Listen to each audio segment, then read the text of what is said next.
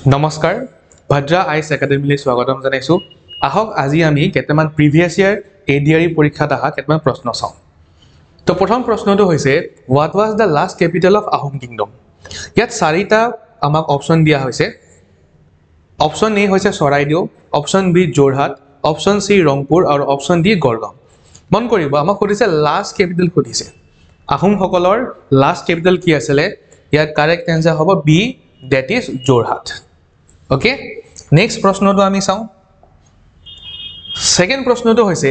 what was the name of Srimanta শংকৰদেৱ's grandmother Srimanta শংকৰদেৱৰ আইতাকৰ নাম সুধিছে এই চাৰিটা অপচন দি থোৱা আছে আৰু এটো প্ৰশ্ন সাগে উত্তৰ বহুতে গম পায় ইয়াৰ কাৰেক্ট আনসাৰ কি হ'ব অপচন সি that is খেৰখুটি আয়ে শ্ৰীমন্ত শংকৰদেৱক ডাঙৰ দীঘল কৰিছিল আমি এতিয়া থাৰ্ড প্ৰশ্নটো চাওঁ তৃতীয় প্ৰশ্নটো চাওঁ তৃতীয় প্ৰশ্নটো হৈছে which state of India has Jallianwala Bagh ইয়াৰ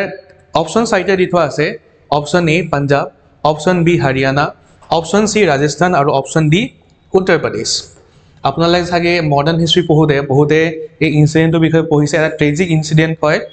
আৰু এই জায়গাটো কোড আছে আপোনাৰ পাঞ্জাবত আছে তো কাৰেক্ট আনসাৰ কি হ'ব এ পাঞ্জাব সেকেন্ড প্ৰশ্ন ফোৰ্থ প্ৰশ্নটো আমি চাওঁ which of the following countries does Assam share international border with okay তো প্ৰথমতে আমি উত্তৰটো কৰা আগতে আমি প্ৰথমতে ম্যাপ খন চাই ওকে তো ম্যাপ খন যদি তোমালোকে চোৱা ইয়াত মন কৰিবা অসমৰ এখন হৈছে আমাৰ অসম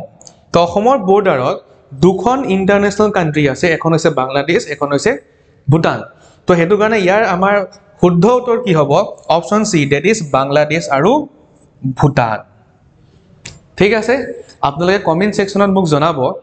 যে কোনখন কান্ট্ৰি লগত অসমে লাৰ্জেষ্ট বৰ্ডাৰ শেয়াৰ কৰে ভূটান নে বাংলাদেশ নেক্সট ভিডিঅত মই এনেকুৱা আৰু কেইটামান প্ৰিভিয়াস কোৱেশ্চন লৈ পেলাই আহিম টিল দেন থ্যাংক ইউ